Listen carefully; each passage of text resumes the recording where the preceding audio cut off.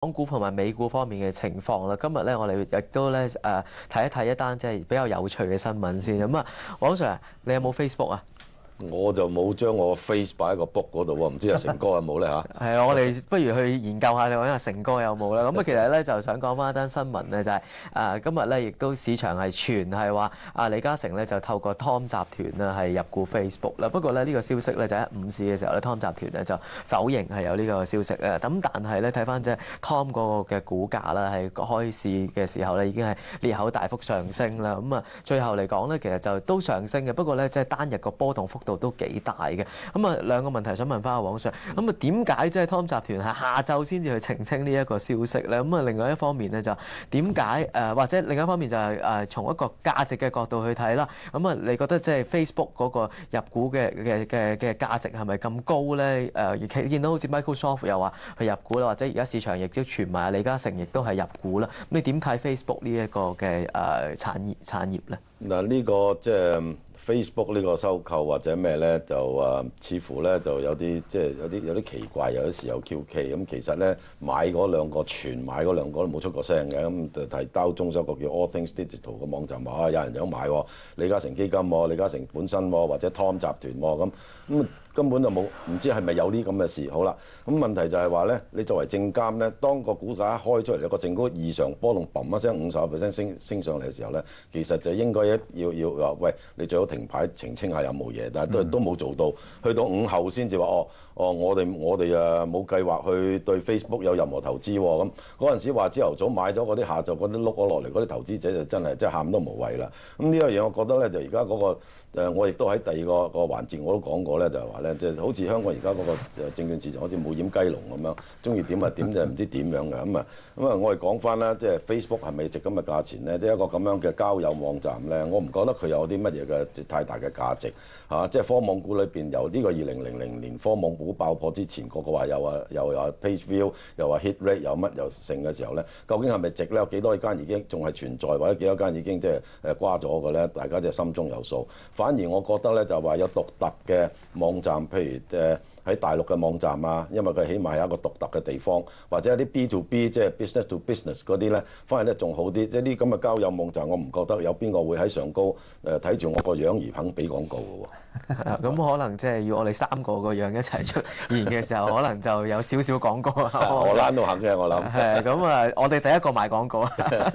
咁啊，即係或者我哋睇翻咧另一方面啦。今日講完即係啲 Facebook 方面嘅個新聞啦。咁我哋睇翻咧就一啲內房股方面咁啊，即係陸續睇翻咧就呢段時間咧好多嘅內房股咧其實都跌咗唔少嘅。咁咧但係咧呢段今日嚟講咧有啲內房股咧就係出現一個反彈啦。譬如話中國海外啦，今日就升幅就幾凌厲嘅。咁但係咧有啲即係相對係二線嘅一啲嘅內房股咧，依然都係錄得一個跌幅嘅。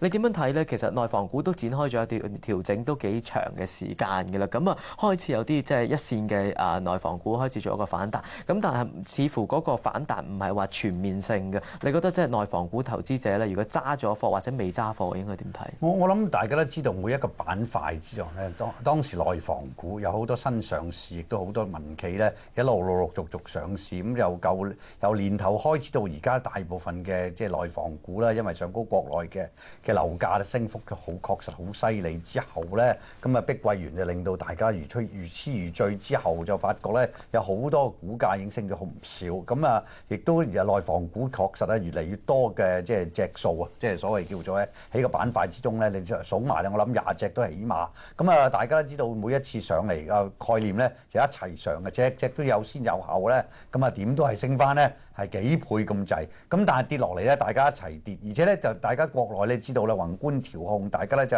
出晒口述話點樣控制，亦都有好多措施，雖然未正式落實，即係去到真係咧省份未落實，但係始終措施一定喺度。今次更加咧高調地咧就係用啲傳媒嚟啦，話有啲某一啲就係地產商受調查，或者有啲地咧係非法攞翻嚟，即係咁樣講啦。咁其實就冇正式官方嘅承認或者否認嘅，但係整體嚟講，令到有好多風聲鶴唳，而且好多即係啲外資咧，亦都聽見呢啲咁嘅消息咧，係梗係掟都掟唔切啦，橫掂啲利潤咁深啊！但係到依家嘅情況之下，跌到咁上下，個估值係啱啦。但係亦都有好多人覺得喂，今今次跌咗落嚟咁多隻，我揀邊隻先？如果揀隻，如果真係到時候俾人調查咁點算咧？咁所以咧即係我就覺得咧，啲人會揀翻啲咧係紅籌啊。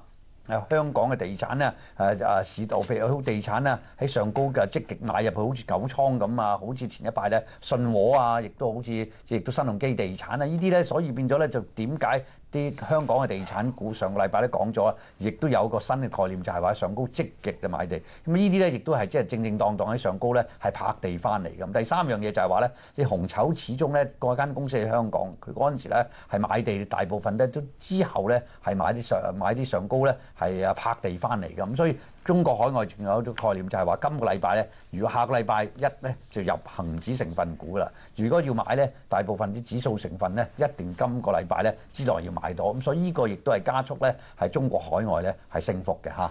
係咁啊！阿黃 Sir 頭先阿陸叔有講過，都有一啲宏觀調控嘅措施咧，陸續係出台啦。咁我哋今日咧都即係討論一下咧，嗰個國內嘅傳媒亦都報道咧，有啲嘅措施即將出台，就係嚴格去控制咧，就唔希望啲地產發展商咧係囤積土地，因為國內嘅官方嘅睇法咧，就似乎係覺得好多嘅而家講緊嗰個供應面係比較薄弱嘅，最主要嘅原因咧就係好多嘅土地發展商咧係買咗啲土地翻嚟咧就唔起樓，又或者咧起咗樓咧，擺晒喺度，有所謂嘅囤積居奇嘅情況出現。